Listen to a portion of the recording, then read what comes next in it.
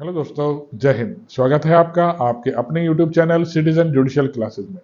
मैं एडवोकेट शाह फैजल आज आपको बताता हूं बार काउंसिल ऑफ इंडिया ने प्रत्येक कॉलेज जो एलएलबी की तैयारी कराते हैं, एलएलएम की कराते हैं और पीएचडी कराते हैं, उनको लेकर एक नई गाइडलाइन जारी करी है।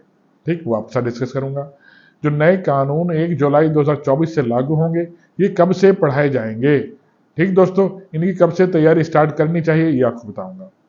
आप अगर किसी जुडिशरी के एग्जाम की तैयारी कर रहे हैं तो आपको नए कानून कब से पढ़ने हैं या पुराने ही कानून पढ़ने हैं, उस संदर्भ में असमंजस दूर कर दिया है सरकार ने plus bar council of India ने। ठीक दोस्तों, वो आपको बताऊंगा। इंपॉर्टेंट वीडियो होगी जो आपके बहुत काम आएगी। चलिए दोस्तों शुरू करता हूं। देखिए वीडियो।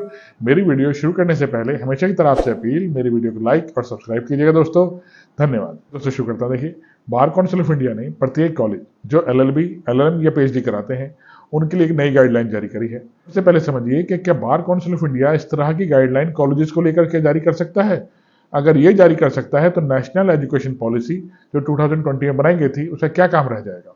देखिए, नेशनल एजुकेशन पॉलिसी जो सिर्फ ये चेक करती है कि देश की एजुकेशन स्तर को कैसे अच्छा किया जा सकता है। ठीक दोस्तों, या हायर एजुकेशन कमीशन जो सरकार द्वारा बनाया गया था वो भी सिर्फ यही चेक करता है कि हायर एजुकेशन को किस तरह से देश की एजुकेशन पॉलिसी को अच्छी तरह बनाया जाए। सिर्फ इसका काम करती है किस तरह से एजुकेशन पॉलिसी को बेटर बनाया जा सकता है पूरे देश के अंदर। लेकिन कोई भी लीगल फील्ड से कोई भी रिलेटेड मैटर होता है उसका काम नेशनल एजुकेशन पॉलिसी नहीं कर सकती, ना हायर एजुकेशन कमीशन कर सकता है। ये काम सिर्फ बार काउंसिल ऑफ इंडिया का है। कॉलेज अगर अपने यहाँ एलएलबी या एलएलएम कराना चाहता है तो उसे एफिलिएशन लेना पड़ता है बार काउंसिल ऑफ इंडिया से। वो एफिलिएशन देता है, कुछ समय के लिए देता है, उसके बाद रिन्यू कराना पड़ता है। तो बार काउंसिल ऑफ इंडिया जिसे रिकमेंड करता है उसी कॉलेज को एफिलिएशन मिलता है। फिर आगे वो अपने क्षेत्र में, अपने कॉलेज में एलएलबी, एलएलएम या पीएचडी की डिग्रियां दे सकता है। ठीक, तो एजुकेशन पॉलिसी का नियम तो बना सकती है नेशनल एजुकेशन पॉलिसी, लेकिन लॉ से रिलेटेड बातों के लिए नेशनल एजुकेशन पॉलिसी कोई काम नहीं कर सकती दोस्तों। ये काम सिर्फ बार काउंसिल ऑफ इंडिया का है। इसीलिए देखिए, बार काउंसिल ऑफ इंडिया ने प्रत्येक कॉलेज के लिए जो एलएलबी, एलएलएम या पीएचडी करा रहे हैं उनके लिए गाइडलाइन जारी करी है कि वो अपने यहाँ प्रत्येक कॉलेज में नए सब्जेक्ट्स भी स्टूडेंट्स को पढ़ाएंगे नए सत्र से। ठीक, अब 24 और 25 का सत्र होगा, उनके लिए नए सब्जेक्ट्स पढ़ाए जाने चाहिए। बार काउंसिल ऑफ इंडिया ने ये गाइडलाइन जारी करी है क्योंकि देखिए समाज विकसित हो रहा है, टेक्नोलॉजीज भी विकसित हो रही हैं, तो अपराध भी विकसित हो रहे हैं। तो अपराध जब विकसित होते हैं तो उसके साथ साथ कानून भी विकसित होने चाहिए। पुराने कानून हम आज तक पढ़ते आ रहे थे, नए अपराधी अपनाने लगे हैं। जैसे आर्टिफिशियल इंटेलिजेंस आ गया है, साइबर सिक्योरिटी आ गया है, साइबर क्राइम आ गया है। ठीक, रोबोटिक जेनेटिक एनर्जी आ गई है। इस तरीके से ये नए नए अपराध हो गए हैं। तो इन अपराधों के बारे में भी प्रत्येक स्टूडेंट को जो एलएलबी कर रहा है उसे पता होना चाहिए कि आर्टिफिशियल इंटेलिजेंस से लेकर क्या अपराध होते हैं, क्या चीज होती है आर्टिफिशियल इंटेलिजेंस। तो ये नया सब्जेक्ट आप लोगों को अब 24-25 के सेशन में पढ़ने को मिलेगा। साइबर सिक्योरिटी एक्ट नया सब्जेक्ट है जो आपको पढ़ने को मिलेगा क्योंकि बार काउंसिल ऑफ इंडिया ने प्रत्येक कॉलेज के लिए नई गाइडलाइन जारी कर दी है दोस्तों। ठीक, रोबोटिक एनर्जी क्या होती है इसे आपको पढ़ने को मिलेगा। ठीक दोस्तों, साइबर सिक्योरिटी, साइबर क्राइम, नए नए सब्जेक्ट्स आपको अब अपने 2024 और 25 के सिलेबस में देखने को मिलेंगे दोस्तों। ठीक, क्योंकि बार काउंसिल ऑफ इंडिया ने प्रत्येक कॉलेज को कह दिया है आप नए सब्जेक्ट्स आप पढ़ाएंगे दोस्तों। तो क्या पुराने सब्जेक्ट खत्म हो जाएंगे? नहीं दोस्तों, पुराने सब्जेक्ट्स मौजूद रहेंगे, यही नए सब्जेक्ट हैं। ठीक है दोस्तों, पुराने सब्जेक्ट सब मौजूद रहेंगे, ये सब नए सब्जेक्ट हैं जो आपको एक्स्ट्रा पढ़ने को मिलेंगे, नई नॉलेज आपको सीखने को मिलेगी दोस्तों।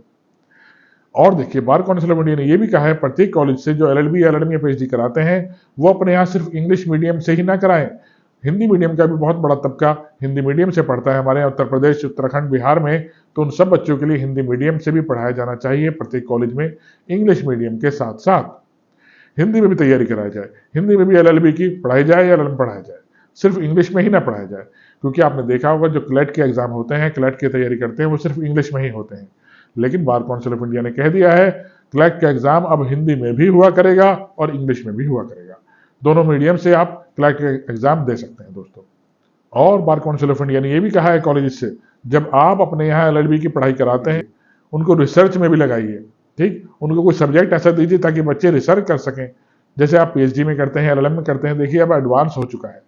ठीक, अब एलएलबी की डिग्री आसान नहीं होगी आप लोगों के लिए। नहीं, आपको जैसे एलएलएम में रिसर्च पेपर तैयार करने पड़ते हैं, ऐसे ही बार काउंसिल ऑफ इंडिया ने कॉलेज से कहा है कि आप अपने स्टूडेंट को रिसर्च भी कराइए, उनको प्रैक्टिकल के साथ जोड़िए, कोड की नॉलेज भी उन्हें दीजिए और कोड का प्रोसीजर भी उन्हें पूरा बताइए। ठीक दोस्तों, ये सब गाइडलाइन देखिए बार काउंसिल ऑफ इंडिया ने जारी करी है। प्लस सबसे इंपॉर्टेंट चीज, जो नए कानून 1 जुलाई 2024 से लागू होने हैं वो स्पष्ट कर दिया है बार काउंसिल ऑफ इंडिया ने।